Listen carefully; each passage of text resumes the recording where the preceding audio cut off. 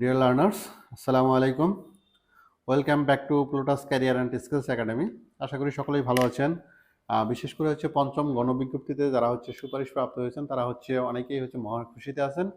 আপনারা কি যেটা আমি বিগত আমার ভিডিওতে বলেছিলাম যে রেজাল্ট পাবলিশড হবে ঈদের আগেই, এবং সেই অনুযায়ী রেজাল্ট পাবলিশড হয়েছে এবং সকলেই উৎফুল্ল, এবং সেই সাথে একটু শঙ্কিত যে রেজাল্ট পরবর্তী যে করণীয় রেজাল্ট প্রাথমিক সুপারিশের পর যে করণীয় কাজগুলো অনেকে এখনো ধোঁয়াশার মধ্যে আছেন। অনেকে জিজ্ঞেস করছেন যে প্রাথমিক সুপারিশ তো হয়ে গেল, এখন কি কি কাজ করতে হবে, এখন কি করণীয়। তো যারা প্রাথমিকভাবে সুপারিশ প্রাপ্ত হয়েছেন, এর পরবর্তী যে কাজগুলো আপনাকে কি কি কাজগুলো করতে হবে সেই বিষয়গুলো নিয়ে বিস্তারিত আলোচনা করব। আশা করি সকলেই ধৈর্য সহকারে ভিডিওটি দেখবেন। আচ্ছা, আমি কথা না বাড়িয়ে মূল আলোচনায় চলে যাই যে আপনি যেহেতু প্রাথমিকভাবে সুপারিশ প্রাপ্ত হয়েছেন, আপনাকে এখন কি কাজ করতে হবে, আপনার কাজগুলো কি। তো প্রথমে যে কাজটা সেটা এনটিআরসি এর যে প্রত্যেক সুপারিশপ্রাপ্ত ব্যক্তিকে অনলাইনে কিন্তু একটি রিকমেন্ডেশন লেটার কিন্তু প্রদান করা হবে। এটা আমরা সকলেই জানি যে যারা সুপারিশপ্রাপ্ত হয়েছে অনলাইনে কিন্তু আপনাদের জন্য প্রত্যেকের জন্য একটা করে রিকমেন্ডেশন লেটার কিন্তু প্রদান করা হবে। অনেকে এখনই খোঁজাখুঁজি শুরু করে দেবেন, এখনো কিন্তু রিকমেন্ডেশন লেটার কিন্তু এখনো দেওয়া হয়নি। সুতরাং বিভ্রান্তর প্রয়োজনে একটু অপেক্ষা করতে হবে। এটা কবে নাগাদ দেবে সেটা অবশ্যই আমরা দ্রুত জানিয়ে দেবো তথ্য পাওয়ার সাথে সাথে। আচ্ছা, এরপর কাজ কি আপনার, যখন রিকমেন্ডেশন লেটার অনলাইনে দিয়ে দিবে লেটার, তখন আপনাকে যে কাজটা করতে হবে সেটা ওই রিকমেন্ডেশন লেটারটাকে আপনাকে ডাউনলোড করে প্রিন্ট করে নিতে হবে। এটা আপনার ফার্স্ট কাজ, যে রিকমেন্ডেশন লেটার পাওয়ার সাথে সাথে ওটা ডাউনলোড করে আপনাকে প্রিন্ট করে নিতে হবে। এরপরের কাজটা কি, এখন আপনাকে কি কাজ করতে হবে। তো এই রিকমেন্ডেশন লেটার সহ আপনাকে যে কাজগুলো করতে হবে, আপনার একাডেমিক লাইফের সকল ধরনের যে সার্টিফিকেট আছে, একাডেমিক লাইফের সকল সার্টিফিকেট আপনি কি করবেন, ফটোকপি করে অ্যাটেস্টেড করবেন, সত্যায়িত করতে হবে। সাথে যেটা লাগবে, নর্মালি যা যা লাগে সেটা এনআইডি অর্থাৎ জাতীয় পরিচয়পত্রের একটা ফটোকপি, অবশ্যই সেই সাথে আপনার লাগবে কি, পাসপোর্ট সাইজের একটা ছবি। এই পাসপোর্ট সাইজের ছবি কিন্তু অবশ্যই অ্যাটেস্টেড করে নিয়ে যাবেন। ঠিক আছে, এই সকল কাগজপত্র একত্র করে এই নিয়োগপত্র প্রাপ্তির জন্য সুপারিশপ্রাপ্ত প্রতিষ্ঠানের বরাবর আপনাকে একটা আবেদন দিতে হবে।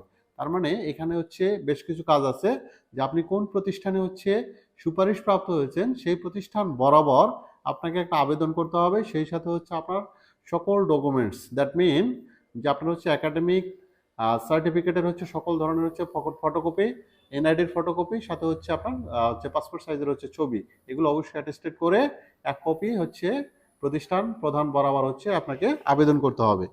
তো এরপরের যে কাজটা, আপনাকে এরপরের কাজ কি করতে হবে, অতঃপর একটা কিন্তু নির্দিষ্ট একটা সময়সীমা কিন্তু বেঁধে দেওয়া হবে। এই নির্দিষ্ট সময়সীমার মধ্যে প্রতিষ্ঠান প্রধান নিয়োগপত্র আপনাদের একটা নিয়োগপত্র প্রদান করবেন। ঠিক আছে, তার মানে আপনি ওখানে বেশ কিছু সময় পাবেন, যে প্রতিষ্ঠান বরাবর আবেদন করার পর তারপর একটা সার্টেন একটা টাইম এনটিআরসি দিয়ে দিবে, যে আপনি কবে নাগাদ বা কয় তারিখ নাগাদ আপনি যোগদান করবেন। সেটা কিন্তু নিয়োগপত্র আপনাকে প্রদান করা হবে, যে কয় তারিখে যোগদান করবেন। এরপরে যে কাজটা করতে হয় সাধারণত, যে নিয়োগপত্র প্রাপ্তির পর নিয়োগপত্র উল্লিখিত সময়সীমার মধ্যে সংশ্লিষ্ট প্রতিষ্ঠানে যোগদান করতে হবে। এই কাজটা কিন্তু মাস্ট বি করতে হবে, কারণ আপনার নিয়োগপত্রে কিন্তু স্পষ্ট করে উল্লেখ করা থাকে যে ওই সময়সীমার মধ্যে যদি আপনি যোগদান না করেন, তাহলে ধরে নেওয়া হবে আপনি ওই প্রতিষ্ঠানে চাকরি করবেন না, বা ওই চাকরিতে আপনি যোগদান করতে ইচ্ছুক না, এবং আপনার সকল ধরনের অ্যাক্টিভিটিস কিন্তু সেখানেই বন্ধ হয়ে যাবে। দ্যাট মিন চাকরি থেকে একটা টোটালি আপনি কিন্তু অব্যাহতি পেয়ে গেলেন। সুতরাং এই বিষয়টা মাথায় রাখবেন, সময়ের সেন্সটা কিন্তু অবশ্যই রাখতে হবে। চেষ্টা করবেন নির্দিষ্ট সময়ের মধ্যেই যোগদান কমপ্লিট করার জন্য। আচ্ছা, এখন যেহেতু আপনার যোগদান সম্পূর্ণ হয়ে গেল, তো অনেকেই যে কাজটা করে থাকেন বা ভুল করে থাকেন, যে যোগদান কমপ্লিট হওয়ার পরও এমপিও ভুক্তির জন্য কিন্তু তাদের লম্বা একটা সময় কিন্তু বহন করতে হয়।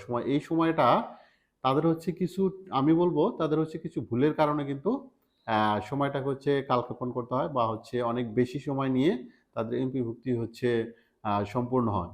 তো প্রথমে আপনাকে যে কাজটা করতে হবে, যোগদান করার পর আপনি যে কাজটা করবেন সেটা প্রতিষ্ঠান প্রধানের যে ইউজার আইডি ও পাসওয়ার্ড আছে, আপনি ওই প্রতিষ্ঠান প্রধানের ইউজার আইডি এবং পাসওয়ার্ড নিয়ে অনলাইনে এমপি ভুক্তির জন্য কিন্তু সরাসরি কিন্তু আপনাকে আবেদন করতে হবে। ঠিক আছে? এই কাজটা আপনি হচ্ছে যত দ্রুত হচ্ছে কমপ্লিট করতে পারবেন, তত দ্রুতই কিন্তু হচ্ছে আপনার এমপিও ভুক্তির হচ্ছে যে কাজটা, কার্যক্রমটা সেটা কিন্তু খুব দ্রুতই কিন্তু কমপ্লিট হয়ে যাবে। সুতরাং আ এই হচ্ছে মোটামুটি হচ্ছে যে আপনাদের হচ্ছে যারা সুপারিশপ্রাপ্ত হয়েছেন এর পরবর্তী যে সকল ধরনের কার্যক্রম, এই কার্যক্রমগুলোই হচ্ছে আপনাকে সম্পূর্ণ করতে হবে। ঠিক আছে? আর হচ্ছে এখানে হচ্ছে যেটা করতে হবে আপনার হচ্ছে এমপি ভুক্তি যখন হয়ে গেল, আপনারা চেষ্টা করবেন যাদের হচ্ছে বিএড করা আছে তাদের তো কোনো সমস্যাই নাই।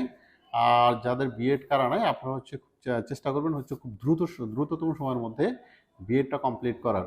কেননা বিশেষ করে যারা হাই স্কুলের যারা আছেন তাদের ক্ষেত্রে দেখা যায় কি যে হচ্ছে আপনি যখন হচ্ছে যোগদান করবেন তখন কিন্তু আপনি ওই ১০ম গ্রেডে কিন্তু বেতনটা পাবেন না। তখন হচ্ছে বিএড ছাড়া আপনাকে বেতন দেওয়া হবে কিন্তু ১২,০০০ বা ১২,৫০০ টাকা। আর বিএড কমপ্লিট করার পর হচ্ছে আপনি তখন ১০ম গ্রেডের হচ্ছে ১৬,০০০ টাকা বেতন পাবেন। তো এই কাজটা কিন্তু অবশ্যই হচ্ছে মাথায় রাখবেন এবং হচ্ছে আমি আর কথা বাড়াবো না। আপনাদের হচ্ছে সর্বাঙ্গীন মঙ্গল কামনা করছি। আপনারা হচ্ছে দ্রুততম সময়ে হচ্ছে আপনাদের হচ্ছে কাঙ্ক্ষিত প্রতিষ্ঠানে যোগদান করুন। আপনাদের হচ্ছে সর্বাঙ্গীন সাফল্য কামনা করে এখানেই শেষ করছি। আল্লাহ হাফেজ।